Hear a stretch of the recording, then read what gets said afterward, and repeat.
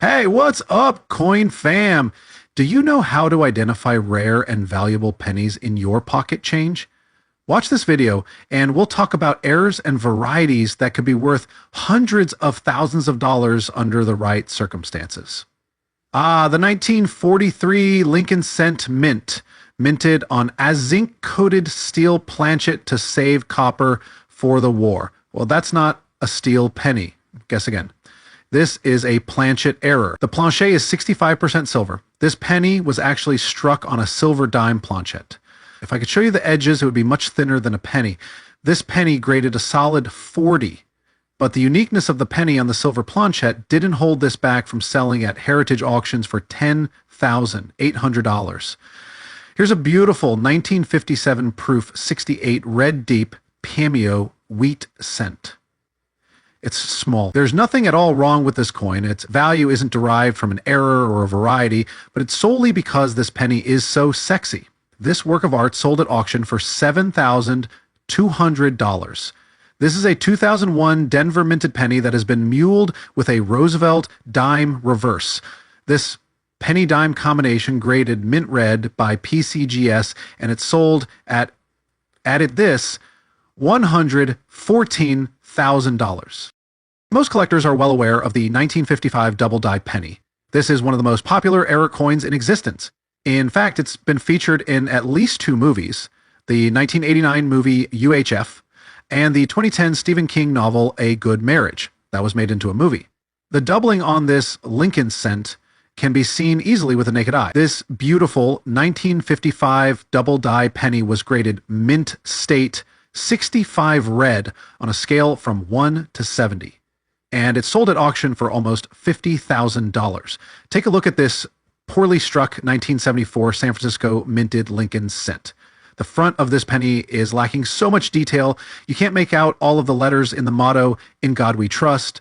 The date and mint mark are very light, and most of the letters in Liberty can't even be seen. The tail of this brockage strike is coming through much better than many of the adverse features.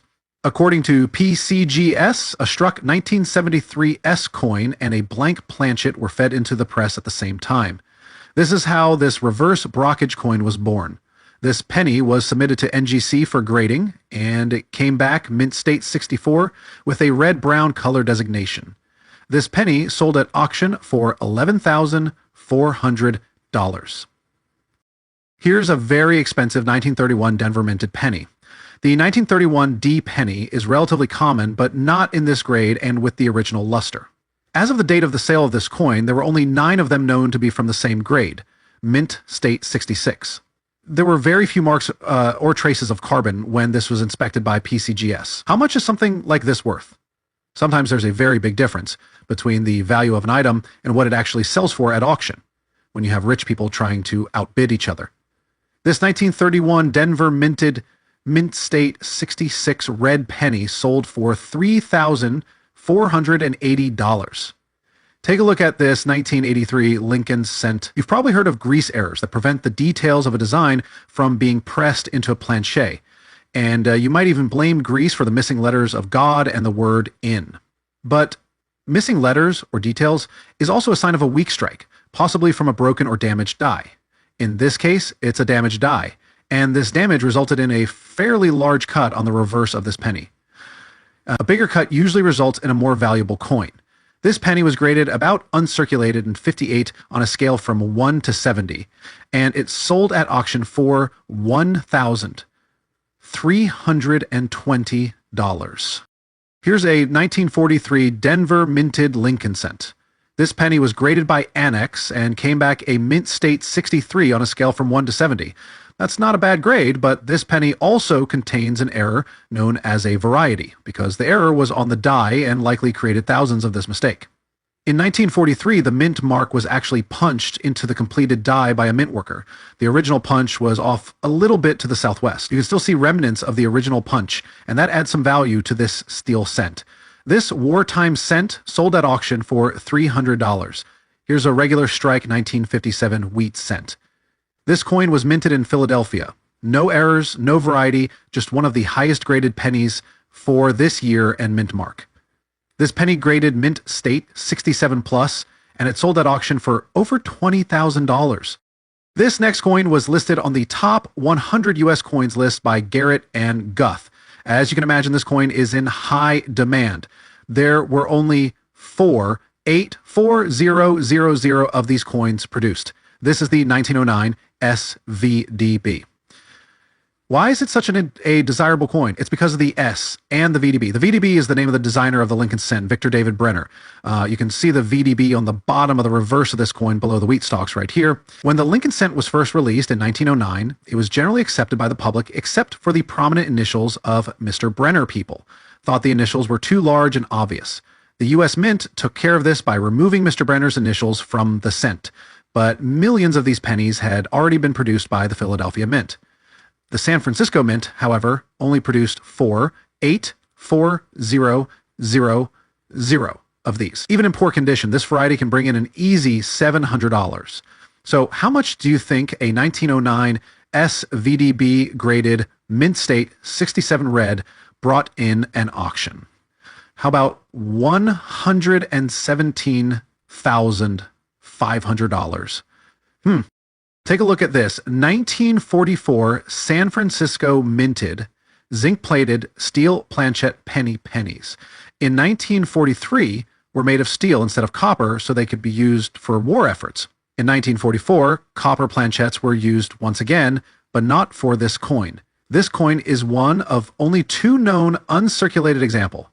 Basically, many planchets were used in this state, and graded Mint State 66, and it's the only known uncirculated example. That's why this penny sold is for $373,750 at auction.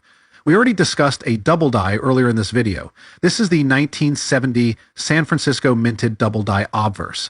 This coin is in really good condition. The doubling isn't as obvious as the 1972 DDO we saw earlier, but the doubling is still really obvious on most of the letters in Liberty. We've checked out a couple DDO varieties.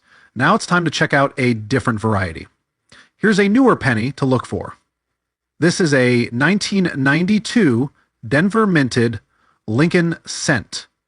You can tell it was minted in Denver by the look of the spare on the face of Lincoln, or by the letter D under the date. There's nothing unusual about this coin on the obverse, and when you take a look at the reverse, unless you know your coins or you watched my recent Close and Wide AM video, you won't see anything unusual. If you know anything about cams, you know that the 1992 DE reverse should be the wide AM version.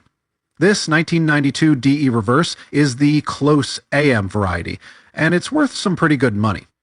Some of the 1992 D pennies were minted with the wrong reverse die. You can tell by the spacing of the A and M in America. The difference can be hard to tell unless you compare it to the wide AM version. You're basically looking for the A and the M to be touching. This penny was graded mid-stage 65 red and sold at auction for $8,400. Here's a good-looking 1943 steel cent. Despite some scratches on the surface of the coin, detoning gives this wartime cent a little more character. This Lincoln cent was submitted to PCGS for grading and was given a respectable Mint State 67 grade. That green CAC sticker on the slab means that this is one of the finer 1943 Mint State 67 pennies out there. This steel cent is also a doubled die. During the creation of a die, if the D rotates in between strikes with a hub, some of the features of the coin can be doubled. Doubling can be subtle, or it can be as obvious as the 1955 Lincoln cent D-Do. The doubling on this coin is somewhat subtle and shows as extra thickness of the letters in the word Liberty. The doubling is most obvious on the tail of the 9 in the date. This penny was just sold recently, on March 29th, 2024, when Heritage Auctions sold this valuable coin for $2,280. What could be worth more than a Mint State 66 1944 steel penny? How about a Mint State 63 1943 copper penny? Copper 1943 pennies are extremely rare. There are only about a dozen of them known to exist. This penny was graded Mint State 64 brown. Pennies in 1943 were minted on zinc-plated steel planchets in order to conserve copper for the war. If you happen to come across one of these, it's more likely that it's been counterfeited rather than it being the real thing, so make sure you have it authenticated. This rare penny sold at auction for $840,000. and sounds oddly like something that should have been worth. Here's an interesting looking penny. The dull looking photo looks like it's black and white, but this is the actual color of this penny at first glance. It may remind you of the 1943 steel planchet, but this planchet isn't steel. It weighs in at less than a gram. This planchet is actually aluminum. When you're trying to figure out the cause of an error variety, it's important to know as much as you can about the history and the process of minting coins. The mint has used aluminium and combinations of metals on experimental planchets. Sometimes mint employees intentionally feed other planchets or items in between dies to create intentional errors. And finally, the US Mint does mint coins for other countries and territories at times. In fact, in 1971, the mint was minting coins for Nepal and the Philippines on aluminum planchets. Whether accidentally or intentionally, that's likely the reason for this alumina planchet. It was submitted to NGC and was graded about uncirculated 58 on a scale from 1 to 70. And it sold at auction for over $8,000. Take a look at this old fella. This 1909 Lincoln cent has seen better days for sure. There is significant wear on the obverse, which is the front of the coin, as well as the reverse, which is the back or tail side of the coin. This penny is so worn you can barely see the last 9 in the date.